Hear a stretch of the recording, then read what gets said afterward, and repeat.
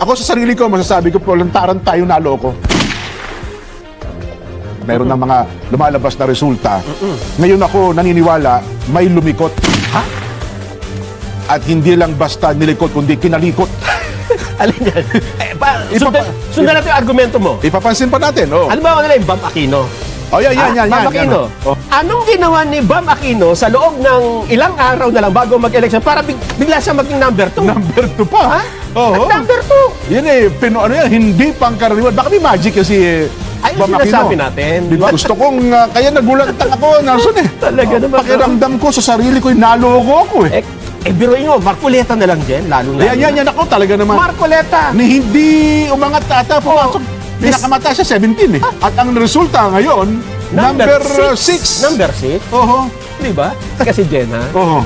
hindi ka sana magugulat kung, halimbawa, ilagay natin ang sitwasyon, wala sigurong survey. Oo, tama. Wala tayong nakita. Oho. Hindi tayo magtataka. Halimbawa, ito yung resulta ng eleksyon. Ito palampas siya ng Ng taong bayan. Fresh na fresh ang isip ko. Ikaw ba, Jen, ay nagulat?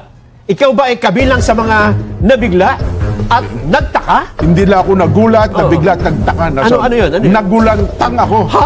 Nagulantang. Bakit? Talaga naman. Ay, ilang araw ako hindi mapagkatulog.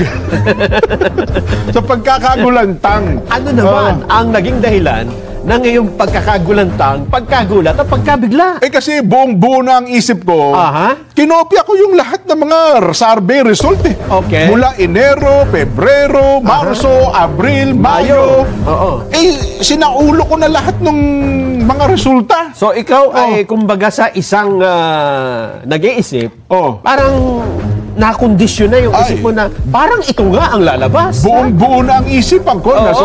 Kahit hindi pa tapos ang eleksyon, parang pinaniwala ka na ay ako, kahit hindi na tayo maghahalalan, ito na ang resulta ng eleksyon? Kasi naman, bakit masisisi mo ba naman ako? Pagka pinagkumpara mo, ako kasi ginagawa ko, pag nagtatabi-tabi ko, sabi, aba, halos pare-parehas. Oo nga. Wala halos pagkakaiba ang resulta ng survey, Nelson. Totoo. Talaga naman, oo. At doon sa sinasabi mo, Jen, kaya maraming nagtaka at nagulat dahil iba yung naging resulta kaysa doon sa sinasabi ng karamihan sa survey. Kaya yung mga papel na naipon ko, gusto ko lang bukusin lahat. Bukusin ko na. Ano ba naman? Ayun ba mga nagsabi, gusto mo rin lang bukusin ang mukha?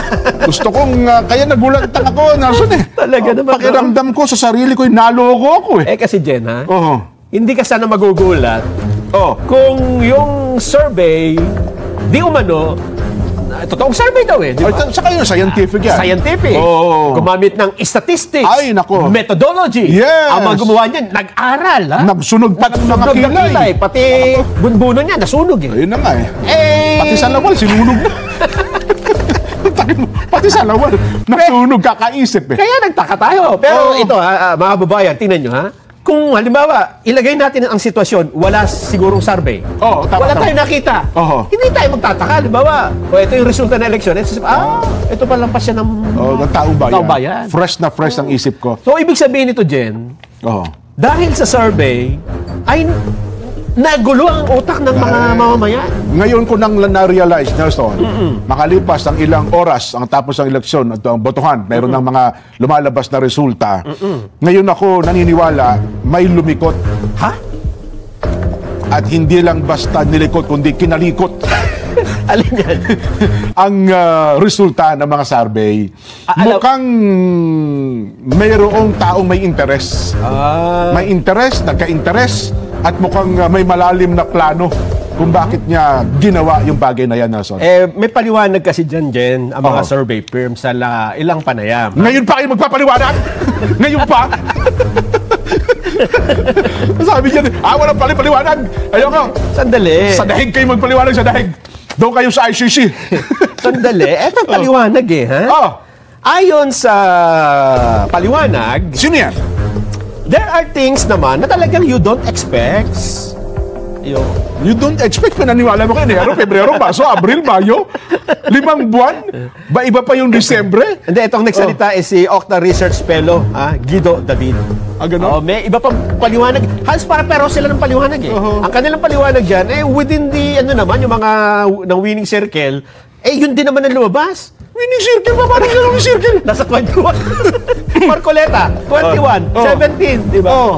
Tapos winning circle. Hindi ano yan. Lantarang ano yan, Nelson. Ako sa sarili ko, Ako sa sarili ko, masasabi ko po, lantarang tayo naloko. Naloko sa tayo. survey. Sa survey ng ito. Totoo ka dyan. Mabuti na lang ang tao, matalino na, nag-iisip na, Nelson. Tingnan natin, baka meron tayong ginawang itong SWS lang, ha? Kasi ang survey ng SWS monthly, ha? December 2024, January 2025, February, March, April, hanggang Mayo. Sabi ko nga sa iyo. Sabi, napakalapit na ng eleksyon. Alam mo ba ang kanilang survey? Hindi naman po nagbago eh. Since December, example ha, ito lang si Tulfo Ben Bitag. Pwede natin ipakita sa atin. Walang... hindi, sabi ko nga gawin. Sayang. Ben Bitag Tulfo, December, number 6 siya. Ang taas, di ba? January, number 6 na naman. Pebrero, umangat, naging 4 hanggang 5. Matakin mo yan. Marso, umangat na naman, 3 and 4. April, medyo bumaba, 7, 8. At Mayo, nakabawi, naging 4 and 5 uli. Eto, Jen, ha? Anong kumpanya yan? Yung SWS. Matakin mo.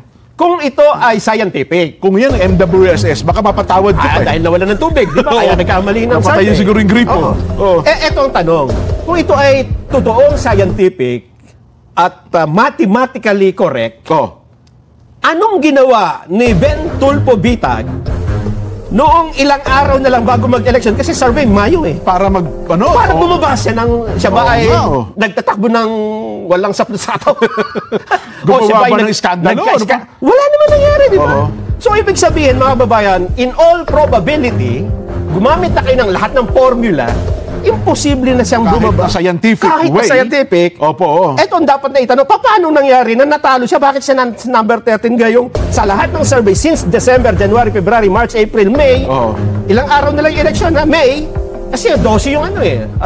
Ito first week of May ito ginawa eh. Hindi ata bumagsak ng 10 yan eh. Hindi bumagsak. So, malinaw na malinaw dyan. Kung ganito ang ipinakita mo ng survey, masasabi mo ba na, wow, ang galing ng survey na yon. Mukhang kapani-paniwala. Yan ba ang masasabi mo? Nako, mukhang hindi. Napakalabo ng kupani-paniwala niyan, Nelson. Isa lang yun. Yun ang magiging batayan. Isa lang sample yun, Jen. Paano yun pa yung Abby Binay? Ayan, si Abby Better. Ang kanyang pinakahuling ranking, Mayo ito, 7-8. Eto pa, Bong Revilla. Nandun siya sa 11-12. Ano sabi natin? At sa ibang survey, pati yung Willie Revillame at Manny Pacquiao, hindi rin bumababa sa winning circle. Yun na nga. Nako. Anong ginawa nila at bigla silang nalaglag? Meron ba silang nagawang hindi tama? Oo nga. O baka naman yung mga taong umangat ang may ginawang tama at... Ito sige. Sundan natin yung argumento mo. Ipapansin pa natin. Halimbawa nila yung Bam Aquino. Yan. Bam Aquino. 16-17. December. Ranking po ito, ha? Ranking. Noong January, ganun pa rin 16-17. Pebrero, 17. Marso, naging 15. Abril, 15-16. Mayo, naging 16. Anong ginawa ni Bam Aquino sa loob ng ilang araw na lang bago mag-election para bigla siya maging number 2? Number 2 pa? Number 2. Yan hindi pangkaraniwan. Baka may magic kasi Ayun Bam Aquino. Sinasabi natin. Diba? Yung probability, parang umangat siya ng number 2 kung statistically correct. Diba? Kaya sabihin, nasa winning circle naman tama naman yung survey. Hindi. Mukhang meron kayong pinalilitaw dito. Kinondisyon nyo di ba? December to, actually, nilabas nyo pa nga. Parang meron kayong gustong ipakita na, hindi man nanalo yan. Sayang boto nyo dyan. Yung Bam Aquino na, hindi biruin nyo, Marcoleta na lang dyan, lalo na. Yan ako talaga naman. Marcoleta! Hindi umangat ata, pumasok. Pinakamata siya, 17 December, 24 siya. January, naging 23. Pebrero, naging 21. Nako po. Marso, bumaba na naman sa 23. Abril, naging 20. At ang pinakauli, Mayo, 18. Anong ginawa niya para umangat? Di ba? At ang resulta ngayon, number 6. Number 6? Di ba? Kasi kung ito, may ginawa siyang, alam sinabi niyang, sabihin na natin na ginawa niya ang lahat ng kampanya, siya ay inendorso na kung sino-sino. pero sa survey mo, number 16 siya, at least papasok lang yan na number 12. Totoo. O kaya, hindi siya abot ng number 6. Ganun Kaya ka. nga, Nelson, ako, nung in-analyze ko to, bagamat hindi naman tayo analysts, Oo. analyzer tayo eh. Hindi rin tayo ististisya. Oo. Hindi rin tayo nagtapos ng kung ano-anong... Tambay lang tayo, Nelson. Oo, Tambay lang tayo. Bukod sa kamoting kahoy, tambay lang tayo sa kanto. Ay, pag pinagkumpara mo po yung mga detalye, Oo. kakalapin mo, Yes. pumapasok sa isip mo ngayon, may naglikot, may kumalikot dyan po sa survey na yan, Oo. sa mga survey result na yan. Yes. Huwag niyo po sasabihin wala. Oo. Ang tanong is sino? Sino? Oh. At bakit? Yan. Diba? Oo. Sino? Bakit? Kasi yung paano, madali na yun. Oo nga. Kasi alam mo, yun ang totoong bilangan. Oo. Nadadaya pa eh, di ba? Totoo na. Nakakapag-suhula. Yan pa kayang walang nagbabantay sa survey? Di ba? Eh, alam mo, Nelson, ako, nabubuo ngayon sa isip ko. Alam mo naman ako, may mga nabubuo sa isipan ko. Anong nabubuo? Sino kaya sa 12 senador ngayon na nanalo at yung 12 senador na natitira Oo. ang maghahain ng panukalang batas na ipatawag ang lahat ng mga nakangasiwa ng survey firm na yan? Para? Ipaliwanag nyo nga sa amin. Ano yung ginawa nyo kaparaan na yung scientific way na yan at kung ano yung pinagagawa ninyo? Kung sa bagay dyan. Lantarang panluloko sa taong bayan yan eh. Totoo yan. Totoo. Diba? Totoo. Oo. Hindi naman po pwedeng. Kasi, yung may survey kayo ng Mayo eh. Yan, oh. Eh, ang election Mayo 12 eh. Di ba? Oo. Ibig sabihin, ang lapit-lapit na election, dapat halos parehong-pareho na. Meron pa ako isang gustong ipanukala. Ano pa panukala? Ikaw kayang iboto nating senador sa susunod. Hindi. Bagay private kasi ano yan, no? Dapat alamin din natin ang ano yan, yung asset, kung gano'ng tinaas ng asset ng mga yan. Di ba? Doon makikita eh. Kasi hindi naman ako maniniwala na pinakilaman na itong survey na na walang pakinabang. Non-commission ba ito? Ano yung sabihin ng non-commission? Eh di... Walang komisyon. Walang komisyon. Walang komisyon. Ay, Alam mo, Jen, eto mga kababayan, kahit siguro kayo ay sa mga susunod na magsa-survey ang mga kumpanyang ito, wala, siguro, survey mo, lolo mo, di ba? Alam nyo, inaani ng mga survey firm. Sa huling eleksyong ito, Nelson, inaani nila ang pagbagsak ng kanilang industriya ba tawag natin Parang dito? ibinenta nila yung credibility. Wala, opo. Well, sabi nyo, kahit pa sabihin, kumita kayo ngayon, limpak-limpak ang kinita nyo po ngayon, hindi na kayo makakaulit. Kilala na kayo ng taong bayan. Totoo. Kilala na po kayo ng taong bayan. Sa susunod, pag nagtanong kayo, o kung talaga nga nagtatanong kayo. Kasi hanggang ngayon, Nelson, ito ba, sa buong buhay mo yan, edad ng 35, may nasurvey ka na?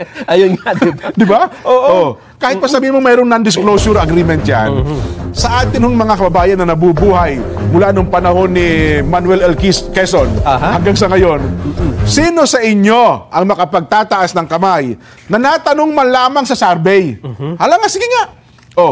Sabihin mo ng 1,200 o kaya 2,400, malaki-laki yung kanilang respondents. Eh siguro sa tagal ng panahon na yan, umabot na ng pagkarami-rami yan. Imposibleng kung talaga nagsasurvey yung mga yan, eh wala man lamang natanong, Nelson. Eh baka nga kung ano lang ginagawa. Baka sa kanto na lang Eh mabuti nga yung kung kanto, just tumambay sa kanto eh. Eh kung talagang iba dyan, baka yung figura, yung numero eh. Di ba? Kasi Jen, halimbawa kayo mga babayan, kung hindi natin ito bibigyan pansin, halimbawa hindi namin ito i-discuss at maniniwala tayo sa paliwanag nila na, hindi, tama kami, ganito, ganyan. Ako po, Lolokohin lang ho tayo ng mga ito. Sa mga susunod pang araw, di ba? Sabi nung bata pa ako sa'yo, lokohin mo yung lelong mo.